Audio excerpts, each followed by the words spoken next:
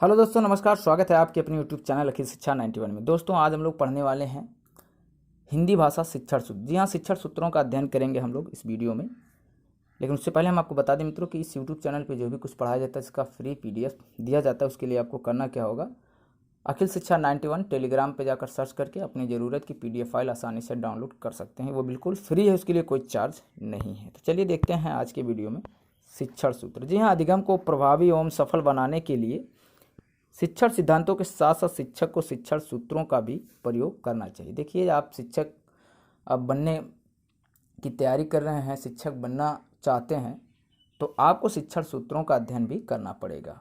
और यहाँ से आपके एग्जाम में भी क्वेश्चंस पूछे जाते हैं। तो आइए इन शिक्षण सूत्रों का अध्ययन करते हैं। देखिए, सूत्र का ही मतलब होता है नियम, जिसके आधार पर आप शिक्षण कार्य करेंगे। यहाँ शिक्षण सूत्रों की बात हो रही है तो शिक्षण कार्य करेंगे। तो चलिए सबसे पहला देखते हैं हम लोग, ज्ञात से अज्ञात की ओर। जी हाँ, ज्ञात से अज्ञात की ओर यानी जो जानता हो और जो नहीं जानता हो। यानी बालक, देखिए, शिक्षार्थियों को अधिगम कराने से पूर्व उस विषय वस्तु से संबंधित पूर्व ज्ञान का जो शिक्षार्थी जानता है, यानी जो बालक जानता है, से पाठ का आरंभ करना चाहिए। पूर्व ज्ञान को आधार बनाकर शिक्षार्थियों को नवीन ज्ञान प्रदान करना चाहिए। यानी वो जो पहले जो कुछ जानता है उसी को आधार बना करके आप उसको नवीन ज्ञान दीजिए। जैसे अध्यापक पाठ की प्रस्तावना में बहुत से उन संज्ञा शब्दों को उदाहरण के रूप में प्रयोग करेगा जिन्हें बालक जानता है। तत्पश्चात अज्ञात उदाहरणों की सहायता से अध्यापक संज्ञा के अज्ञात नियमों को गढ़ने का प्रयास करेगा। तो देखिए, बहुत सी ऐसी चीज़ें हैं बालक जान रहा लेकिन उसको नहीं पता ये संज्ञा है, सर्वनाम है, क्या नहीं है। तो आप उसको, जो वो जानता है उसी को आधार बनाकर उसको नवीन ज्ञान देने का प्रयास करेंगे। चलिए अगला जो है, मूर्त से अमूर्त की ओर। देखिए, शिक्षार्थियों को आरंभ में ऐसी बातों का ज्ञान कराना चाहिए जिसे वे छू सके, देख सके। तत्पश्चात उनको कल्पनाशीलता यानी अमूर्त का ज्ञान कराना चाहिए। तो मूर्त का मतलब होता है जो देख सके, छू सके, और उसी के प्रति वह जब कल्पना करके सीखेगा, कल्पना करेगा, तो ही अमूर्त होता है। तो मूर्त से अमूर्त की ओर। जैसे आप यहाँ देख सकते हैं कि नए शब्दों को सिखाने के लिए भाषाध्यापक उन शब्दों से संबंधित चित्र या वस्तुओं को छात्र के समक्ष मूर्त रूप से लाएगा। तत्पश्चात अन्य अमूर्त शब्दों की जानकारी देते हुए पढ़ाएगा ताकि बच्चा उसके बारे में सोचे, कल्पना करे और नवीन ज्ञान का अध्ययन करे।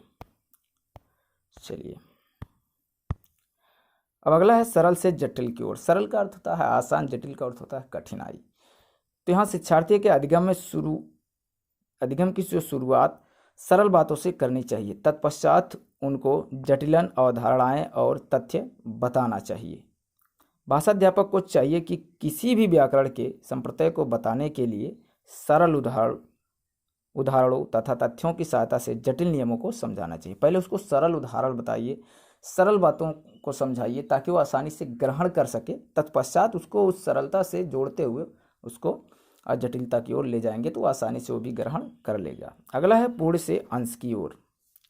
अधिगम कराए जाने से पहले पाठ का सारांश प्रस्तुत करना चाहिए। उसके बाद विभिन्न अंशों का, जैसे एक बड़ी कविता को पढ़ाने के लिए भाषाध्यापक उसे विभिन्न अंशों में बांटकर भाव अभिव्यक्ति करता है। देखिए मित्रों, आप कविता जब भी पढ़ाते हैं या पढ़ते हैं तो उसमें देखते हैं कि 2-2 लाइन, 4-4 लाइन जो भी है, तो आप छोटे छोटे पार्ट में जब करके बच्चों को समझाएंगे, छात्र को समझाएंगे, तो वो आसानी से उस चीज़ को समझ सकता है, ग्रहण कर सकता है और आगे बहुत कुछ उस तरह से वो समझ सकता है, सीख सकता है।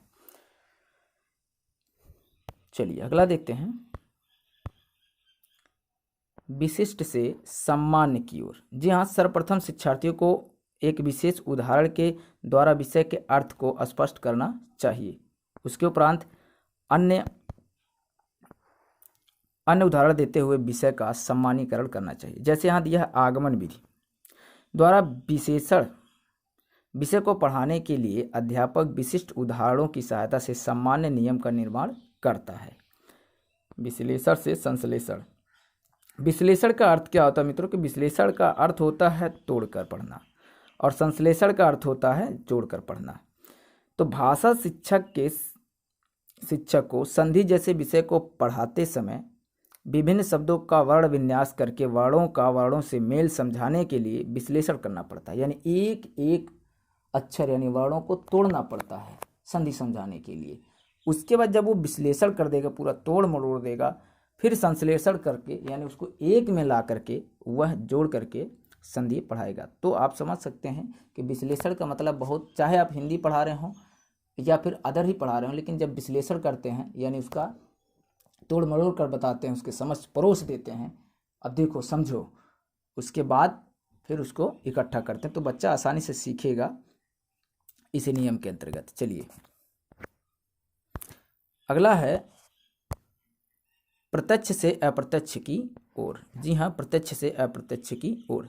शिक्षार्थियों को पहले प्रत्यक्ष ज्ञान देना चाहिए, तत्पश्चात अप्रत्यक्ष। देखिए, प्रत्यक्ष ज्ञान में शिक्षार्थी जो देखता है उसे सरलता से ग्रहण कर लेता है, जबकि अप्रत्यक्ष ज्ञान को ग्रहण करने में उसे कठिनाई होती है। क्यों? क्योंकि वो जानता ही नहीं है। अप्रत्यक्ष है तो जान रहा है, लेकिन अप्रत्यक्ष है तो कहाँ जानेगा। तो जैसे यहाँ दिया है कि अध्यापक को किसी विषय से संबंधित निबंध की रचना करवानी हो, तो अध्यापक को उन्हीं परिस्थितियों में करवानी चाहिए जिनमें उस विषय से संबंधित घटनाएं दृष्टिगोचर होती है, क्योंकि निबंध बहुत बड़ा होता है।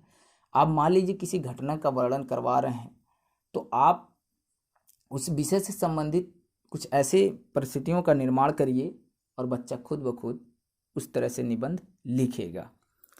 चलिए, अनिश्चित से निश्चित की ओर। जी हाँ, ये भी बहुत सिंपल है, आप भाषा से ही समझ पा रहे होंगे कि जो निश्चित ना हो, अनिश्चित से निश्चित की ओर जो निश्चित है। तो बालक को ज्ञान होता है पर अनिश्चित और अस्पष्ट, उसके ज्ञान को शुरुआत मानकर उसे निश्चित ज्ञान की ओर अग्रसर करना चाहिए। देखिए, बच्चा बहुत कुछ जानता है, लेकिन बहुत कुछ जानते हुए भी वो अस्पष्ट रहता है, यानी अस्पष्ट रहता है कि ये है क्या, कैसे कैसे क्या होता है। तो आप उसी को अनिश्चित जो है और अस्पष्ट है उसी को आपको स्पष्ट करना है, और उसको ज्ञान को शुरुआत मानकर एक निश्चित दिशा में यानी एक निश्चित ज्ञान की ओर अग्रसर करना चाहिए। तो ये था आज का बहुत ही महत्वपूर्ण वीडियो शिक्षण सूत्र से। यहाँ से आपको 1-2 नंबर मिल जाएगा। वीडियो पसंद आए तो लाइक शेयर जरूर करिएगा। चैनल को सब्सक्राइब नहीं किए तो चैनल को सब्सक्राइब करके बेल आइकन को प्रेस कर दीजिएगा, ताकि इसी तरीके से हम आप लोगों के लिए अच्छी अच्छी वीडियो लाते रहें। अपनी प्रतिक्रिया जरूर दीजिएगा वीडियो के प्रति। वीडियो देखने के लिए आप सबका बहुत बहुत धन्यवाद। पढ़ते रहिए, आगे बढ़ते रहिए। फिर मिलेंगे नेक्स्ट वीडियो में, तब तक के लिए नमस्कार, धन्यवाद।